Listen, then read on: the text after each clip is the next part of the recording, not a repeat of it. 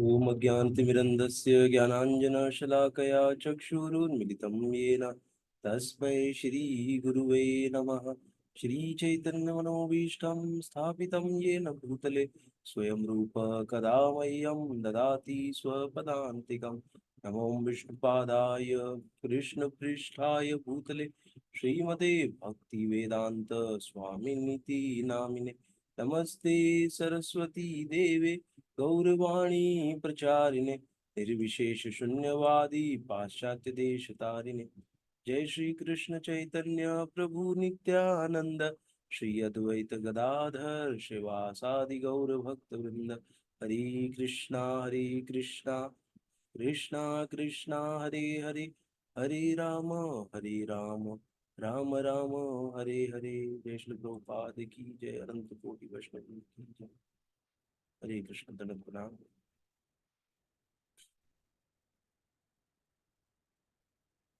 अभी ये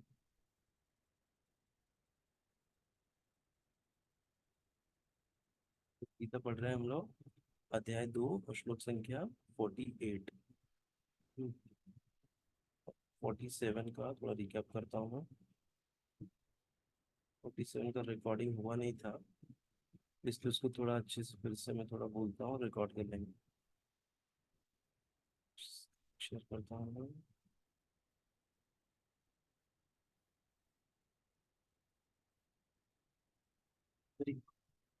कर्मण्यवाधिकारस्ते मा फलेषु कदाचन, मा कर्मफलहेतुर्भुर्मा ते संगोऽस्त्व अकर्मणि।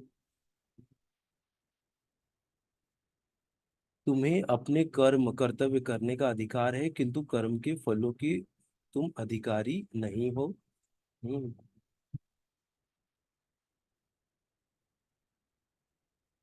अधिकारी नहीं हो तुम, न तो कभी अपने आप को अपने कर्मों के फलों का कारण मानो, न ही कर्म न करने में भी कभी आसक्त हो, मतलब कर्म करते रहना।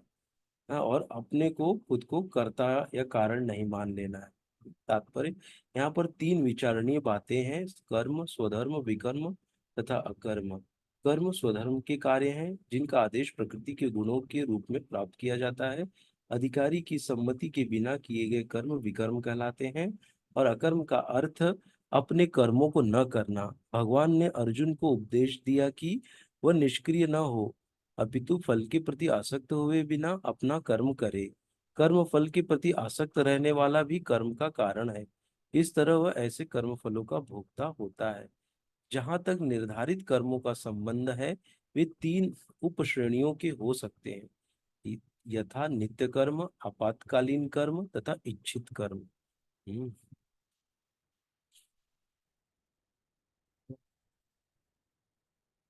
नित्य कर्म फल की इच्छा के बिना शास्त्रों के निर्देशानुसार सतुगुण में रहकर किए जाते हैं। फल युक्त कर्म बंधन के कारण बनते हैं, अतः ऐसे कर्म अशुभ है। हर व्यक्ति को अपने कर्म पर अधिकार है, किंतु उसे फल से अनासक्त होकर कर्म करना चाहिए ना। फल से अनासक्त मतलब फल में आसक्ति नहीं होना चाहिए कि रिजल्ट क्या आएगा। रिजल्ट में हमारा ये नहीं होना चाहिए कि मैं पास हो रहा हूँ कि फेल हो रहा हूँ, नहीं। हमको खाली हमारा जो कर्म, जैसे बच्चे हैं, बच्चों का क्या कर्तव्य है? पढ़ना। तो उनको पढ़ना है। उनको फर्स्ट रैंक आ रहा है, सेकंड रैंक आ रहा है, फेल हो रहे, पास हो रहे, उससे उनको नहीं होना है। क्योंकि अगर अच्छा पढ़ेंगे तो अच्छा स्कोर होगा। उसमें होना चाहिए, पढ़ना जरूरी है।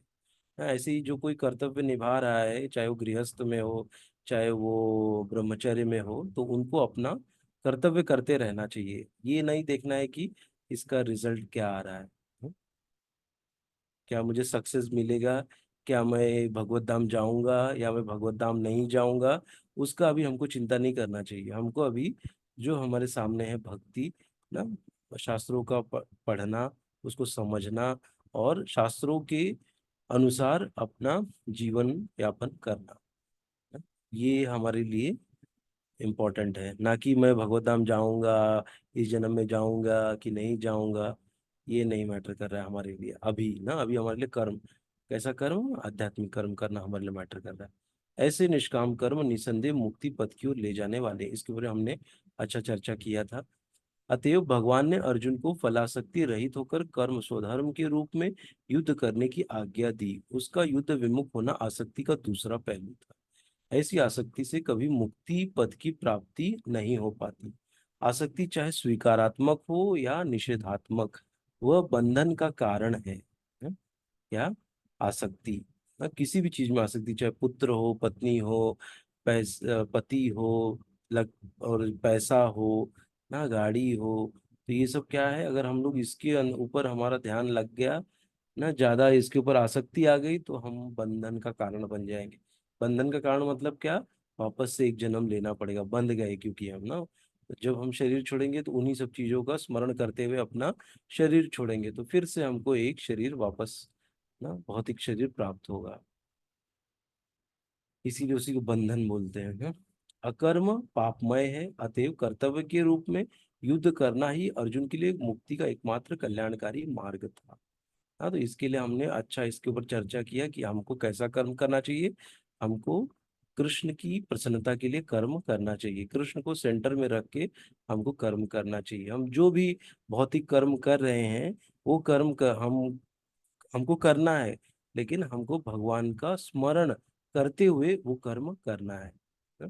भगवान का हमेशा स्मरण करते हुए अगर हम ऐसा कार्य करेंगे, तो हम बंधन में नहीं पड़ेंगे ना, और हम बंधन से मुक्त हो जाएंगे और भगवत धाम जाने के काबिल हो जाएंगे। ऐसे, इसीलिए सबसे इम्पोर्टेंट है कि भगवान के लिए कर्म करना ना। और वो किस में आता है? वो अकर्म की श्रेणी में आता है। अगर हम जब भगवान श्री कृष्ण के लिए, राम के लिए, अगर विष्णु के लिए अगर हम कर्म करते हैं, तो उससे फल नहीं बनता, ना बुरा फल ना अच्छा फल, दोनों फल नहीं बनते हैं। ऐसा ना पाप बनता है ना पुण्य का बनता है ना। वो क्या हो जाता है? सब वो भगवान को अर्पण हो जाता है। इसीलिए हमको कर्म नहीं लगता है। और कर्म जब नहीं लगेगा, तो हमारा कर्म दोनों खत्म हो जाता है।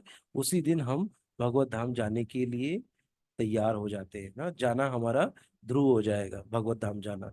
जिस दिन हमारा अच्छा कर्म और बुरा कर्म ना, पाप और पुण्य दोनों जीरो हो गए, उस दिन हमारा हमको जाना है, यहाँ से निकलना है।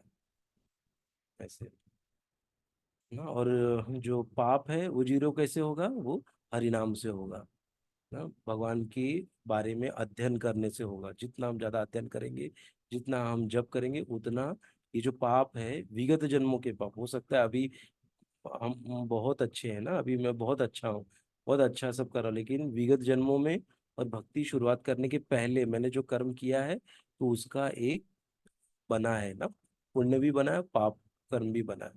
तो जो पाप कर्म बना है वो कैसे जल के नाश होगा? वो नाश होगा हरिनाम से ना, उसका पूरा खात्मा हो जाएगा। इसीलिए हमको हरिनाम बहुत हमारे लिए इस कलयुग में इम्पोर्टेंट है, भगवान के नामों का जप करना।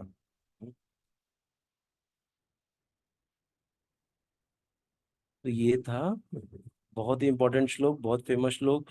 इसका जैसे मैं पहले भी पिछले सेशन में बताया था, क्योंकि वो सेशन रिकॉर्ड नहीं हो पाया, इसलिए मैं फिर से इसको पढ़ा। कि सब लोग क्या बोलते हैं कि अरे कर्म कर ना, फल की इच्छा मत रख, ऐसा हमको वो बताते हैं ना, बहुत लोग बोलते हैं ऐसा, लेकिन उनको इसका मर्म नहीं पता है।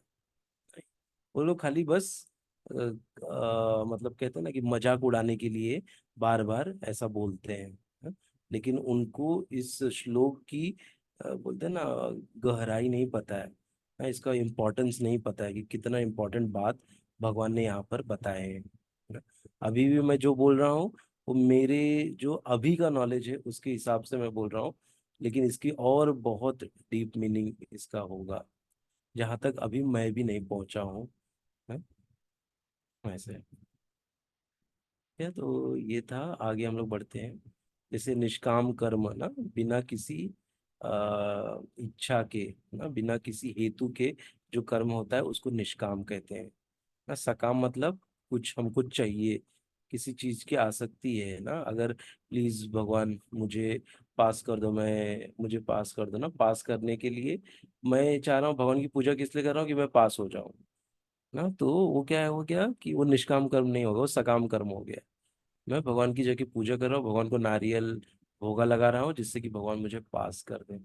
हाँ, तो वो सकाम कर्म हो गया। है।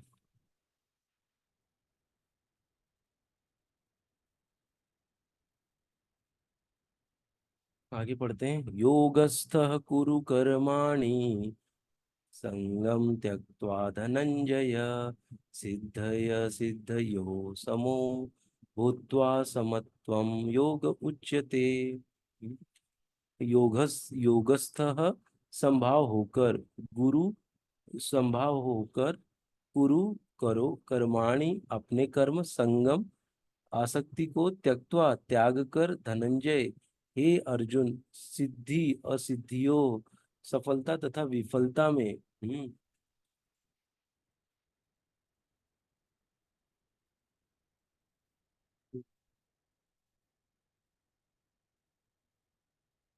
सफलता तथा विफलता में, सिद्धि असिद्धियों समः संभाव, भूत्वा होकर, समत्वम समता, योग योग उच्यते कहा जाता है।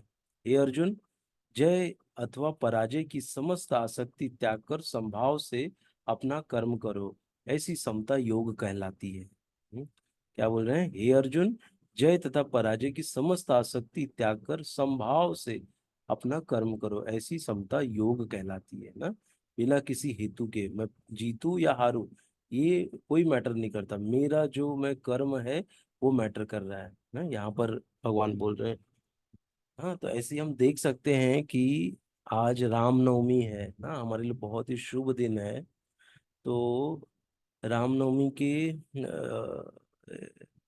है, और इसमें एक याद आया मुझे स्टोरी, ये जो भगवान बोले हैं यहाँ पर कि जय तथा अथवा पराजय की समस्त आसक्ति त्याग कर संभाव से अपना कर्म करो, ऐसी समता योग कहलाती है।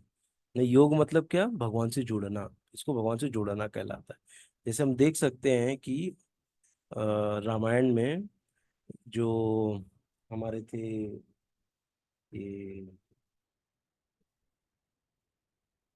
जटायु ना, जटायु ने क्या किया?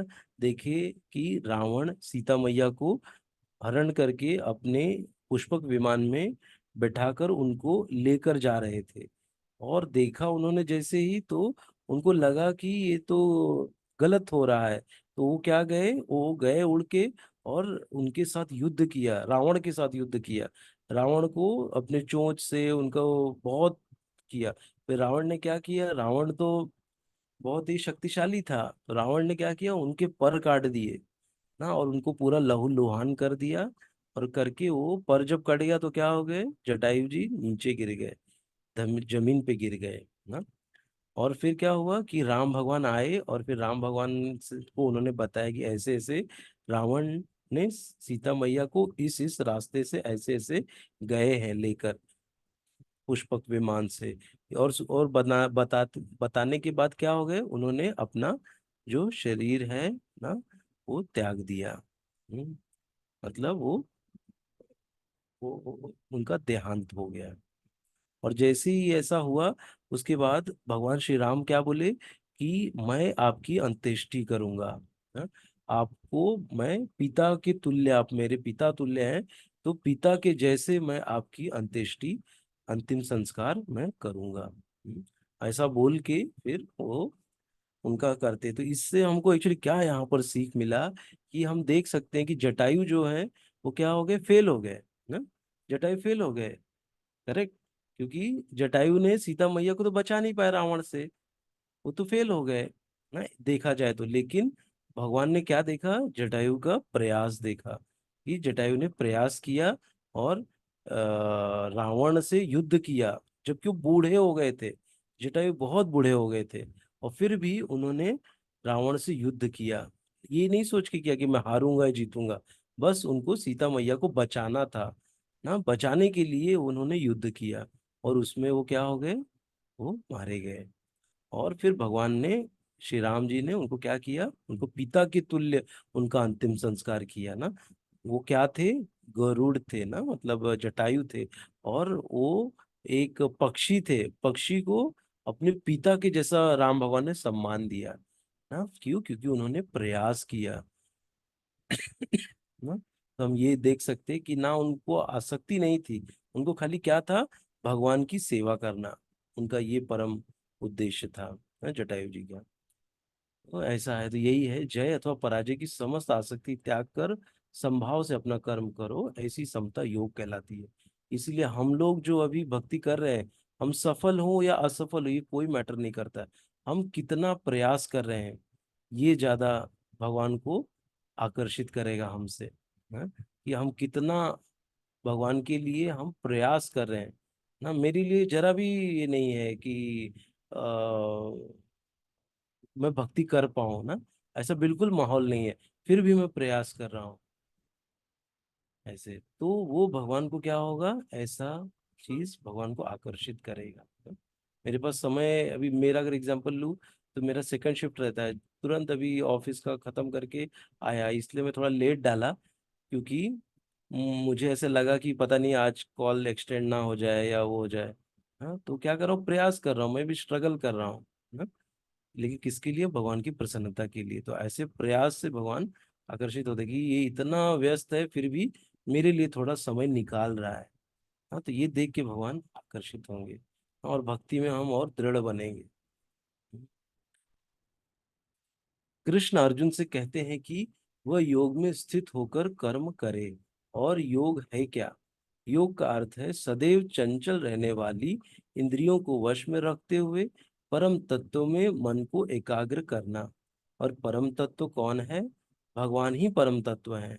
और चूंकि वे स्वयं अर्जुन को युद्ध करने के लिए कह रहे हैं, अतः अर्जुन को युद्ध के फल से कोई सरोकार नहीं है। जय या पराजय कृष्ण के लिए विचारणीय है। अर्जुन को तो बस श्री कृष्ण के निर्देशानुसार कर्म करना है। कृष्ण के निर्देश का पालन ही वास्तविक योग है, और इसका अभ्यास कृष्ण भावनामृत नामक विधि द्वारा किया जाता है ना। ये एक नहीं है कि मैं आज बैठा और आज मैंने सीख गया, नहीं। एक दिन का खेल नहीं है, 2 दिन का नहीं है, 1 साल का खेल नहीं है। ये खेल जितना हम इसमें हम खुद को झोंकेंगे उतना हम पारंगत होंगे ना, जितना हम अभ्यास करेंगे उतना हम सशक्त होंगे। हाँ, ऐसा है। इसीलिए मेन क्या है, कृष्ण के निर्देश का पालन करना। जो कृष्ण भगवत गीता में उपदेश दिए हैं उनका 100% समर्पित होके उसको स्वीकार करना, उसको अपने जीवन में लाना, उसके हिसाब से जीवन को जीना। हाँ, खाली ये नहीं कि हम सुने और बस छोड़ दिए, नहीं, उसको जीवन में उतारना, तो उससे हमको सफलता मिलेगी। और क्या है, वही वास्तविक योग है। हाँ, योग का अर्थ क्या है कि भगवान से जुड़ना ना। योग मतलब क्या, प्लस, प्लस किससे ना, भगवान से, प्लस मतलब जुड़ना उनसे, कनेक्ट होना भगवान से। और इसका अभ्यास कृष्ण भावनामृत नामक विधि द्वारा किया जाता है। एकमात्र कृष्ण भावनामृत के माध्यम से ही स्वामित्व भाव का परित्याग किया जा सकता है। इसके लिए उसे कृष्ण का दास या उनके दासों का दास बनना होता है।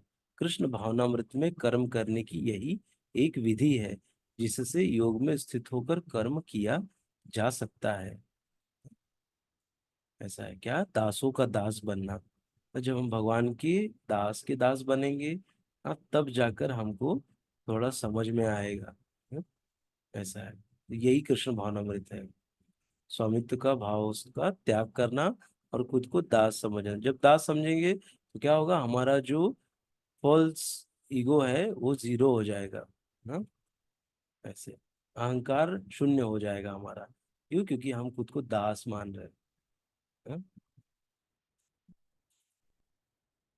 नहीं तो क्या होगा, किसी ने बोला ये इकडे काय मतलब अगर किसी ने रे ते कर दिया, काय रे, तुला समझत नाही काय रे ना, तो हमको क्या हो जाएगा, हर्ट हो जाएगा, अरे रे कैसे बोल दिया ना। लेकिन क्या है कि जब हम लोग दास है तो रे बोले या ते बोले या हमको एकदम कुछ बुरा नाम से बुलाए ना, क्या फर्क पड़ता है। ऐसे क्यों? क्योंकि मैं तो दास हूँ, मुझे पप्पू बोलो, राजू बोलो, जो बोलो, हाँ, मैं सेवा के लिए तैयार हूँ। ये भाव अगर होगा तब हम कृष्ण भावनामृत में थोड़ा टिक पाएंगे। हाँ, नहीं तो क्या होगा, हम भावों को समझ ही नहीं पाएंगे। ऐसा है। हाँ, हम विनीत नहीं बन पाएंगे। कृष्ण भावनामृत में कर्म करने की यही एक विधि है जिससे योग में स्थित होकर कर्म किया जा सकता है।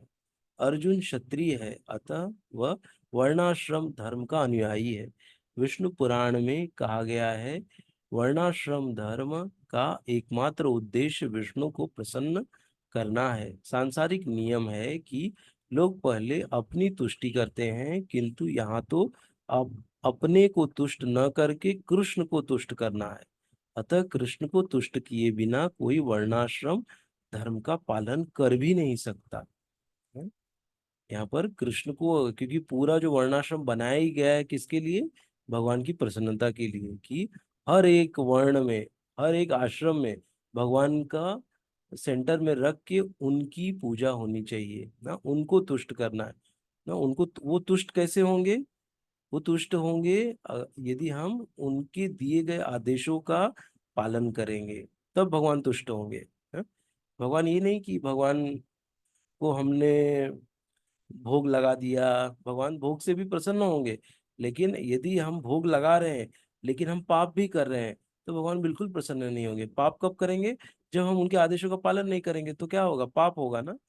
तब हम अज्ञानी बने रहेंगे, अज्ञान में ही पाप होता है ना। इसीलिए भगवान के आदेशों को सुनना और उसको, उसके साथ हमको जीवन को जीना ना, उसका एकदम कट्टरता से पालन करना आदेशों का, तब भगवान एक्चुअल में तुष्ट होंगे। अतः कृष्ण को तुष्ट किए बिना कोई वर्णाश्रम धर्म का पालन भी नहीं कर सकता। यहाँ पर परोक्ष रूप से अर्जुन को कृष्ण द्वारा बताई गई विधि के अनुसार कर्म करने का आदेश है। इसीलिए कर्म जो है वो कैसा होना चाहिए? भगवान श्री कृष्ण के द्वारा बताई गई विधि से, ना कि अपनी मनोकल्पित विधि या किसी की कल्पना से बताई बनाई गई। या वो बोलेगा नहीं ऐसा करोगे तो बहुत अच्छा होगा। हाँ, आजकल हम यूट्यूब में देखते हैं ना, आके सब लोग बहुत सारा चीजें बताते हैं। हाँ, लेकिन क्या कृष्ण उससे प्रसन्न होंगे? हाँ, ये क्वेश्चन हमको डालना चाहिए। हाँ, हम कोई वीडियो देख रहे हैं, क्या भगवान श्री कृष्ण इससे प्रसन्न होंगे? ना, ये क्वेश्चन हमेशा आना चाहिए ना हमको। जब ऐसा प्रश्न आएगा हर एक चीज में, तब हम सफल होंगे। हाँ? नहीं तो क्या होगा कि खाली हम लोग बस आ, बस करते ही जाएंगे, लेकिन उसका कोई रिजल्ट नहीं आएगा ना, उसका कुछ हमारी प्रगति नहीं होगी यदि हम लोग कृष्ण की प्रसन्नता के लिए नहीं करेंगे तो। क्यों? क्योंकि हम लोग अभी अपनी प्रसन्नता के लिए कार्य कर रहे हैं। अब मेरी प्रसन्नता कैसी है कि मुझे ज्यादा ज्ञान नहीं है ना, तो मेरी प्रसन्नता तो ऐसी चीजों में होगी, कैसी चीजों में? भौतिक चीजों में मेरी प्रसन्नता होगी। क्यों? क्योंकि मुझे हायर नॉलेज ही नहीं मिला है। हम्म, ऐसे। तो जैसे वो भी आता है ना, परम दृष्टवा निवर्तते ना, जैसे निर्वर्तनते, कि जब मुझे हायर टेस्ट मिल गया तो लोअर टेस्ट अपने आप वो हो जाता है ना, खत्म हो जाता है। तो हमको लोअर चीज नहीं अच्छी लगेगी। हाँ, तो हमको हायर चीज, जितना हम, जैसे ये ज्ञान है, अगर हम इसको लेते जाएंगे तो धीरे धीरे हम, हमारा जो चेतना, हमारी भावना ऊपर उठती जाएगी। हाँ, तो अभी हो सकता है मैं छोटी छोटी बातों से डिस्टर्ब हो रहा हूँ, लेकिन जब मेरी भावना और प्रगति करेगी तो छोटी छोटी बातों को मैं क्या करूंगा? डिस्कार्ड कर दूंगा। हाँ, उसको मैं छोड़ दूंगा। जैसे होता है ना कि कितने लोग हम देखते हैं, अगर शादी में जैसे होती है हमारे रिलेटिव्स की शादी, अगर उसमें किसी आ, किसी को अगर हमारे जैसे अंकल के लड़के हैं, उनको अगर बुलाया नहीं, या अंकल को बुलाया नहीं, या उनको बोले नहीं कि चलो चलो शादी में जा रहे हैं आप भी चलो, आ जाइए कार में बैठ जाइए, अगर ऐसा बोलेंगे नहीं तो वो नाराज हो जाएंगे। अरे हमको तो पूछा ही नहीं, सबको पूछा, मुझे पूछा ही नहीं, मैं शादी में नहीं जाऊंगा ना। क्या होंगे? नाराज हो जाएंगे वो। हाँ, क्यों? क्योंकि उन्होंने वही देखा है, अपने माता पिता से वही सीखा है, वही वो खुद भी इम्प्लीमेंट कर रहे हैं। ऐसे तो ये छोटी छोटी बातें होती हैं। या किसी को सबको गिफ्ट दिया पर किसी को भूल गए ना, वो भी भूले किसको? अपने क्लोज वाले को भूल गए ना देना गिफ्ट। तो जो क्लोज रिलेटिव है, बोले देखो मुझे गिफ्ट नहीं दिया, सबको दिया, मुझे भूल गया, ये कैसा है ये? हाँ, तो वो ऐसा क्यों बोल रही हैं? क्यों? क्योंकि वो अभी तक, मतलब कहते हैं ना कि छोटा गिफ्ट है ना, वो गिफ्ट आपको नहीं मिला तो क्या होगा? आपको खुश होना चाहिए कि उन्होंने सबको दिया, आपको नहीं मिला तो अच्छा है, आप तो उनकी रिलेटिव है ना, आप तो क्लोज रिलेटिव है उनकी। सबको पहुंचना जरूरी है, आपको नहीं मिलेगा तो भी चलेगा, लेकिन छोटी मानसिकता के कारण क्या होंगी, वो दुखी हो जाएंगे और उनको बुरा भला बोलेंगी और चार जन के बीच में उनको लज्जित करवाएंगे। है? तो ऐसा सब होता है। क्यों? क्योंकि हायर नॉलेज नहीं है ना, अपने खुद का जो कॉन्स्टिट्यूशनल पोजीशन है ना, दास दास दासानुदास, ये पता नहीं है। इसके लिए क्या हो रहा है, वो सबसे नाराज हो रहे हैं, मुझे भाव नहीं दे रहा है, मेरे बारे में पूछ नहीं रहा है ना, ऐसे सब चीजों से क्या हो जाते हैं, वो खुद को भी तकलीफ देते हैं और दूसरों को भी तकलीफ देने लग जाते हैं। ऐसा, तो इसीलिए हमको थोड़ा ऊपर उठना चाहिए एक्चुअली। जब ये शास्त्र पढ़ेंगे तभी हमारी मानसिकता ऊपर उठेगी और हमारा जो विचार है ना, सोचने का जो तरीका है वो ऊपर उठेगा ना। तो इन छोटी छोटी बातों से हम अफेक्ट नहीं होंगे ना, नहीं तो ऐसी बहुत सारी बातें हैं जो अफेक्ट होगी। अगर हम कहीं जा रहे हैं ना, जैसे हमारे बिल्डिंग में से अपार्टमेंट में से हम उतर रहे हैं, किसी ने हमको रोज कोई हाय बोलता था, आज हाय नहीं बोला, हम क्या हो जाएंगे, दुखी हो जाएंगे, अरे मेरे को तो इसने हाय नहीं बोला और मेरे बगल से हो गया उसको हाय बोला ना। तो क्या हो जाएगा, हम दुखी हो जाएंगे। ऐसा दुख मिलने के लिए, क्योंकि ये दुखालय है और यहाँ पे जो रिश्ते हैं ना, थोड़े वो भौतिक स्तर पे हैं, तो वो दुख ही देने वाले हैं। आज नहीं तो कल दुख मिलना ही मिलना है, इसमें कोई दो राय नहीं है। तो इसको हमको स्वीकार करना है और इसको समझना है कि ऐसा दुख तो हमको मिलने ही वाला है। तो ऐसे जब दुख हमको मिलने वाला है, तो हमको जब पता है कि ये मिलेगा ही, तो हमको चिंता किस बात की है? हाँ? दुख तो मिलना ही है। ऐसे, तो वही बताएं कि इसमें इस श्लोक में भगवान जी बताएं क्या, कि हमको संभाव रहना है। हाँ? जय पराजय की समस्त आसक्ति त्याग कर संभाव से अपना कर्म करो।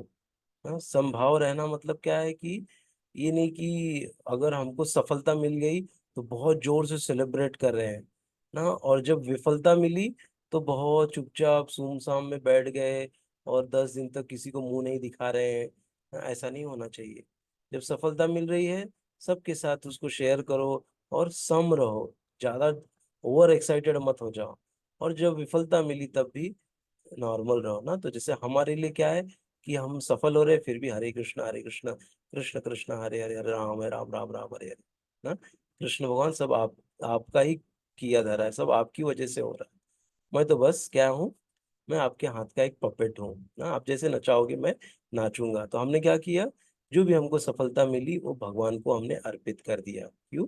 ये बोल के ना कि ये आपकी वजह से हुआ है, मेरा इसमें कोई योगदान नहीं है ना। और विफल हुए तो क्या बोलना है कि उस टाइम में भी हम क्या कर रहे हैं, हरे कृष्ण कृष्ण कृष्ण राम राम राम राम हरे हरे ना। तो भी हम कृष्ण का जप कर रहे हैं और ज्यादा जोर से करने लग जाएंगे ना। करना है हमको अगर हम विफल हो रहे हैं तो, जिससे कि वो हम उसमें से जल्दी से निकल जाए ना। ऐसे तो इसीलिए हमारे लिए कोई फर्क नहीं पड़ता कि हम सफल हो रहे हैं या विफल हो रहे हैं ना? और फर्क नहीं पड़ना चाहिए, संभाव रहना चाहिए। क्योंकि ये सब क्या है, द्वैत है ना। ये सब इस भौतिक जगत में ये सब हो रहा है ऐसा। हमको लग रहा है कि मेरे हिसाब से हुआ तो मेरे लिए बहुत अच्छा है, अगर मेरे हिसाब से जरा भी गड़बड़ हुआ तो ये सही नहीं है। हाँ, ये जो मेरा हिसाब है ना, ये कम बुद्धि वाला हिसाब है। क्यों? क्योंकि मेरी बुद्धि अभी विस्तृत नहीं हुई ना, मैं खाली नैरो माइंडेड हूँ। तो नैरो माइंडेड ही मैं सोच रहा हूँ, क्योंकि मुझे पूरा, जैसे जो बर्ड व्यू बोलते हैं ना, वैसा मुझे व्यू मिला ही नहीं है, क्योंकि अभी तक मैं शास्त्र को पढ़ा ही नहीं हूँ। तो इसीलिए यही इस श्लोक में भगवान जी बताए कि सफलता विफलता या भगवान की प्रसन्नता के लिए हमको कार्य करना चाहिए ना। वैसे भगवान की प्रसन्नता के लिए भगवान को सेंटर में रख के हमको कोई भी कार्य करना चाहिए। जैसे अगर हम, कोई बोलेगा कि अरे ये कैसे बोल रहे हो आप, ये कैसे पॉसिबल है ना, अगर मैं रोटी बना रही तो मुझे भगवान की याद कैसे आएगी, या मैं ऑफिस का कार्य कर रहा हूँ तो मुझे भगवान की याद कैसे आएगी? याद कैसे आएगी कि हरि नाम याद करना है भगवान को, हरे कृष्ण कृष्ण हरे कृष्ण कृष्ण कृष्ण राम राम राम ना। खाली थोड़ा भगवान को याद करते रहो, स्मरण करते रहो धीरे धीरे। और कहते हैं कि जो सवेरे 16 माला कर लेगा ना, तो दिन भर उसको भगवान का स्मरण अपने आप आते रहेगा ना, ख्याल भगवान का आते रहेगा। तो क्या होगा, ऐसा कार्य वो आध्यात्मिक हो जाएगा। जब हम भगवान को स्मरण करके कोई कार्य करते हैं तो वो कार्य आध्यात्मिक हो गया। तो भले वो सभी को भौतिक दिखे, लेकिन वो भौतिक कार्य नहीं हुआ, वो आध्यात्मिक कार्य हो गया है। क्या, तो आज हम लोग यहीं तक चर्चा करते हैं। हम लोग अभी कल देखता हूँ मैं जमेगा कि नहीं, लेकिन थोड़ा लग रहा है वापस से 3-4 दिन का गैप होगा, फिर बुधवार या शुक्र गुरुवार को शायद मिलना हो सकता है। देखता हूँ मैं कल कैसे, कल मुश्किल है थोड़ा, फिर भी देखता हूँ। तो बहुत बहुत धन्यवाद आप सभी को, और रामनवमी की ढेर सारी शुभकामनाएं आप सभी को।